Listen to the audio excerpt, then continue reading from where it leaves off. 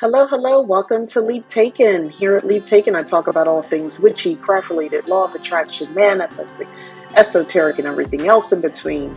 And we are going to be making this beautiful drink using this beautiful book and more about that. But here's just the opening. We're making Persephone's Descent. It's basically a margarita, and it's going to be absolutely divine. So come along with me while I show you how to make this beautiful drink. And here's the book I got it from, Witchcraft Cocktails, 70 Seasonal Drinks Infused with Magic and Ritual. So this book is awesome. I talked about this, I want to say a year, maybe even 2 years ago. I did a review on it, and let me tell you something. This book has been giving.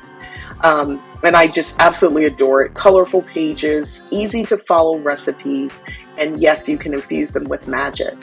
Uh, I I don't know. I sort of love this. I love this cocktail. It tastes like a Jolly Rancher. I'll get more into that once you're watching the video. But without further ado, I think it's about time I stop talking about how wonderful it is and you jump on in with me and we actually talk a little magic and make the drink. Okay, so one of the things I do, because I'm at home, who's going to stop me? Now, if I've had people here, if I'm doing it for somebody else, I don't do it this way. I'll just take a lime wedge and I'll go around. But who are you going to tell? It's just me. And my hands are clean and I feel comfortable with myself touching the rim of this glass. So first thing we're going to do, as they tell us, is rim a margarita glass with black salt. So that's what I'm doing. Now, the advantage to using the lime wedges, you get a better coat, but this will do, right? This will do. So we got our black salt rim. So let's get that out the way.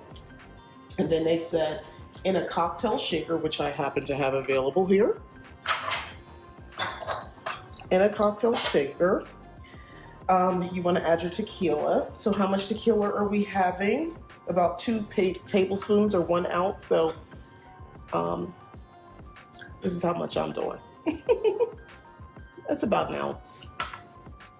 So we have that, and I can smell the tequila. And then the pomegranate liqueur. We're gonna put in 1 tablespoon of this. It smells divine. So 1 tablespoon. Looks like that to me. Okay. Get that out the way.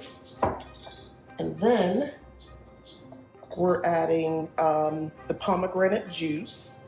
And the juice, actually that was 2 tablespoons. I need to add a little bit more of this pomegranate. That was about a tablespoon that I poured. Yeah. That'll do it. I find this is sort of like making magic. I mean, it is. We're doing magic, guys. This is actual real magic. This is what it looks like, right? Okay, so we have that going. And then they tell us to add the lime juice. So how much lime juice do we need? Oh, pomegranate juice, I forgot to that. So 1 tablespoon. So I'm gonna just pour it here. That's about a tablespoon. Okay. And then we're doing 1.5 tablespoons of lime juice. So obviously I'm eyeballing this. That's that half coming in. Okay. And then we're gonna add the agave syrup, which we have here. And we're adding 1 tablespoon of agave syrup. So I'm gonna just sort of eyeball this. Yeah, that feels right. Okay. And then we add ice and shake. So that's what I'm gonna do. Okay, so we're adding ice to the shaker. And we shake it, shake it, shake it. And this is the time you can maybe do your intentions, the coldness of the glass. Use your senses. that dark part of yourself, your dark shadow. What does this fall have to bring to you? You know, it's so much unknown, it's a mystery, right? Now, this doesn't require it, but I like ice. This is just me. I like a cold drink. I want it a little diluted. So right now I'm just going to strain it. Yeah, it didn't fill up all the way, but we're going to take some of that ice. Yeah, there we go. So here we have our drink. Here we have our drink, okay? Now, if you were ever wondering about, again, magic and all of that sort of stuff, and it's like, okay, so, you know, she did the book, she just made a drink. What's so magical about it? Well, let me just show you a little something that I like to do. I put my hands on the glass, and I basically think about, if you want Persephone, if not, the High Priestess. And this is from my favorite tarot deck. So, and the one I'm very used to, it's an extension of my energy as well.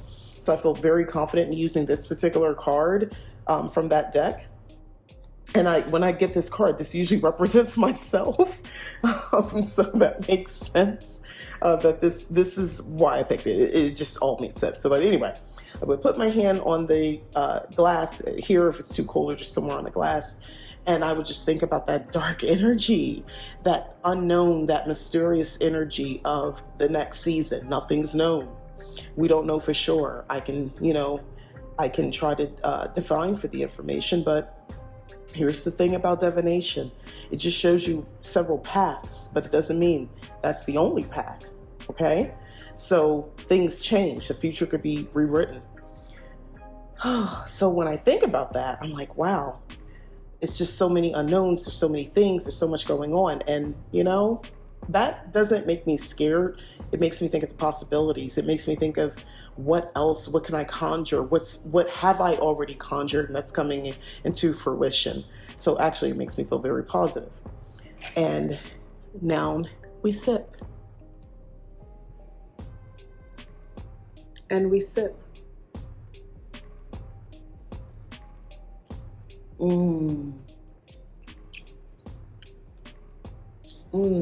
The pomegranate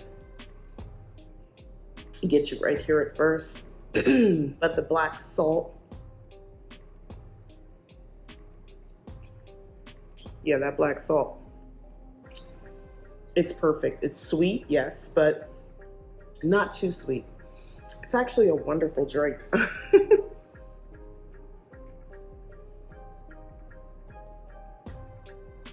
Yeah, this is a very nice sipping drink. It's very much a margarita. It almost reminds me of a Jolly Rancher a little bit, but not too sweet. And you can obviously fix that and add a bit more tartness if you want to go with the juice. I will say this. I understand that a lot of people sometimes see fun drinks, and what I call fun, but drinks, alcohol, spirits, it means something different to them. And you know what? It means something different to them. For me, I don't believe I'm letting in negative spirits because I consume alcohol. I do not believe that for me and my body and my spirit, I'm being compromised if I indulge. Even, quite frankly, if I considered overindulging for myself, that's some sort of breach in my spirituality. What are you doing all this witchcraft for if your spirit could be breached so easily? What are you doing? What kind of magic are you really doing that is so easy from a simple cocktail for your whole spirit to be compromised? Work on your protection magic. Work on shoring up your defenses if you're that concerned. But if you're not that concerned and you enjoy a good cocktail, or not, I don't want to say that concerned, but if you're not allowing fear to dictate trying new things, this might be a wonderful drink. And I do believe there's a place in my practice for mind-altering substances. We'll just say that. Now, I don't want to hurt myself, and I don't want to consume something that is to my detriment. So I drink responsibly, and it's not every day. It's not even every other day, to be honest with you. This is a season, and it's, a lot of parties are happening, maybe throwing parties at your house. And hey, this is your witchy cocktail. This could be your signature drink. But it is okay to indulge. Let's not, and yes, I'm taking a different tone in this video. Let's not take on the religious doctrines of those organized religions and try to put it into paganism. It is not the same. You don't have to constantly feel guilty and create narratives and suspicion around things that are enjoyable. If you don't want to drink alcohol, then don't drink alcohol. But if you're not drinking it because you believe in this process that occurs when you consume alcohol, it brings in low vibrational entities into your system or into your space because you sipped of the devil's nectar. And I kid, there is no devil. We have to learn to get past that slowly but surely.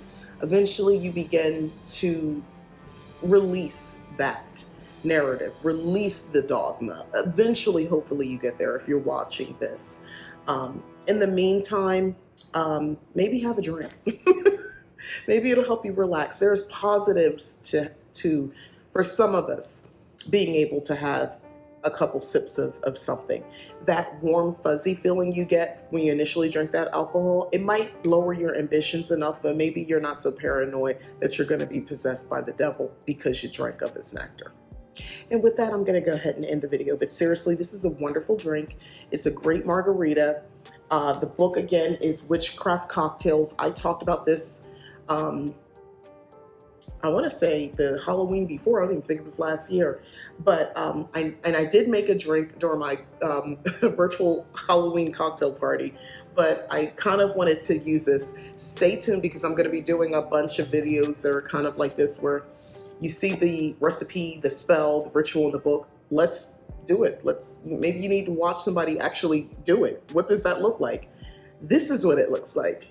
By the way, if you love this glass, I got this at the Dollar Tree. So there you go.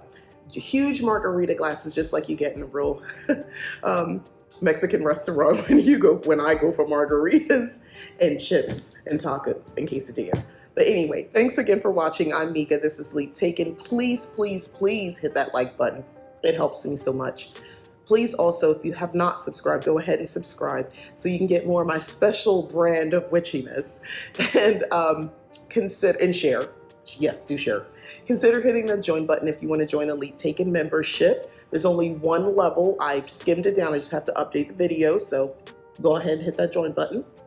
And then also, if you are interested in any of the readings that I offer, any of the services, my monthly subscription service, head on over to leaptaken.com and check it out. All right, I am done. I will contemplate my shadow side. Thanks for watching. Bye.